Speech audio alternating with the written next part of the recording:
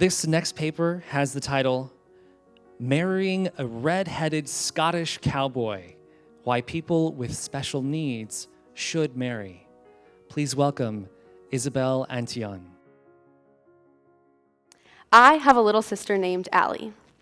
Allie is 17 years old, has brown hair, wears glasses, and is a member of the Imago Dei School here at Trinity. Allie loves dogs. She volunteers countless hours to nonprofit dog organizations. Allie can be shy and mellow or crazy and opinionated.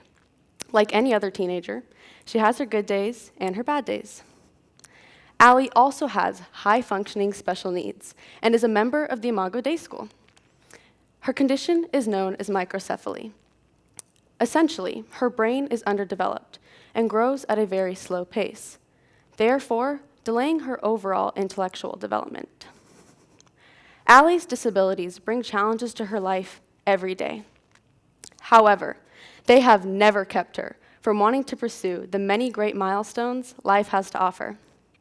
Since Allie could even grasp the concept of marriage, she's always told my family that she wants to marry a tall, handsome, red-headed, Scottish cowboy, with some rock-hard abs, of course, and that she wants to have 4 kids with him. As Allie grew older, my family began to question whether these dreams could become a reality, considering Allie's disabilities. Was marriage a possibility for her? Would she ever live independently? What about reproduction? I believe people with high-functioning special needs should marry, because marriage is legally and biblically accessible to them. They can perform all the necessary criteria needed for marriage. There are countless resources available to foster this covenant, and the relationship itself leads one to develop virtue and knowledge beneficial to the development of these adults. First, marriage is available to people with special needs, both through biblical scripture and state laws. There are no state laws prohibiting the marriage of people with developmental disabilities. Similarly, no biblical exceptions are made on what types of people can marry. The only clear guideline is that this marriage must be between a man and a woman. God has given us this wonderful gift of marriage. Those who can use this gift should do so. He has created his children intentionally and with a purpose. Marriage for people with special needs can be a part of this purpose. Second, an adult with high-functioning special needs meets all the basic criteria necessary for marriage. In order for a marriage to be considered physically possible, both people involved must have full comprehension, must both consent to the marriage, and both be able to clearly and appropriately make a decision. These components make up the fundamentals of a relationship, and without one of these parts, marriage is impossible. For a lower-functioning adult, these actions may not be simple. However, for high-functioning adults, these actions come naturally. Third, the unique benefits that marriage offers to adults with special needs would be very beneficial. Marriage teaches important virtues such as responsibility, patience, communication, sacrifice, and hard work in ways that other relationships simply cannot.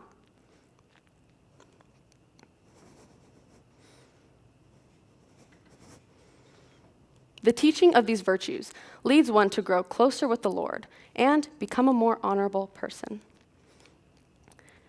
These lessons are valuable to everyone, but can be especially beneficial to an adult with special needs. Lastly, there are countless resources available for people with special needs looking to get married. One of the most significant resources is regional centers. Regional centers are private, nonprofit corporations that provide services and aid to adults and all people with developmental disabilities, free of charge. Thanks to regional centers, there are examples of successful special needs marriages, and one of them is in our very own Trinity community. Leo Meduno, a Imago Dei student, and one of Allie's closest friends, has an older sister named Morgan, who also has high-functioning special needs. Morgan has been happily married for over a year now and relies on regional centers to support her marriage and independent living.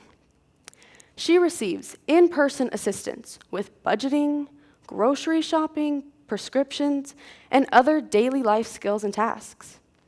Unlike many people with disabilities, Morgan feels included in society and blessed to have this opportunity. Regional centers and other similar resources make marriage for people with special needs a little bit easier.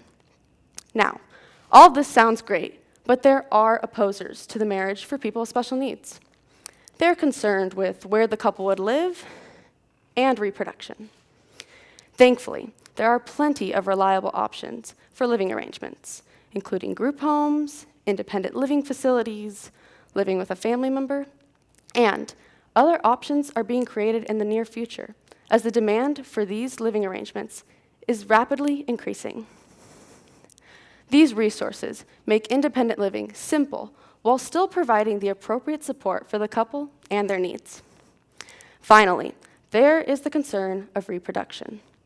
Caring for a child is difficult for anyone.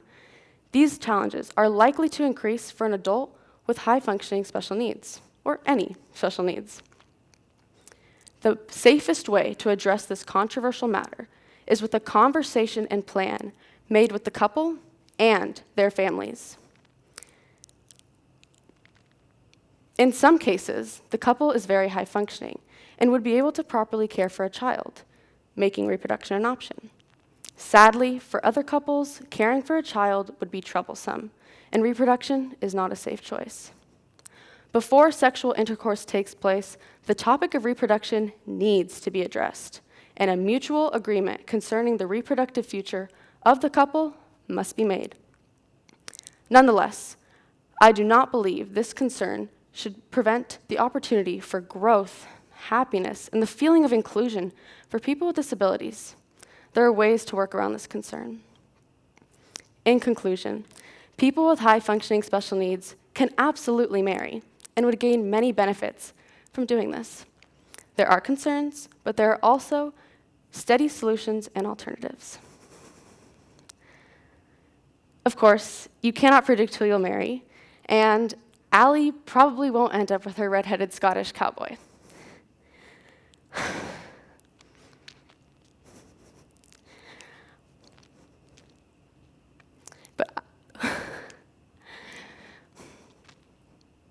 But I would love to see my sister walk down the aisle. She would have a skip in her step, hold a light green bouquet to complement her jade green eyes, gazing at the love of her life. She'd have the biggest smile on her face. For once in her life, my sister wouldn't feel like an outsider. She wouldn't feel like she doesn't belong. She would be fulfilling her God-given purpose. And she would know that her disability does not define her, and that people with high-functioning special needs and herself are capable of so many great things. Thank you.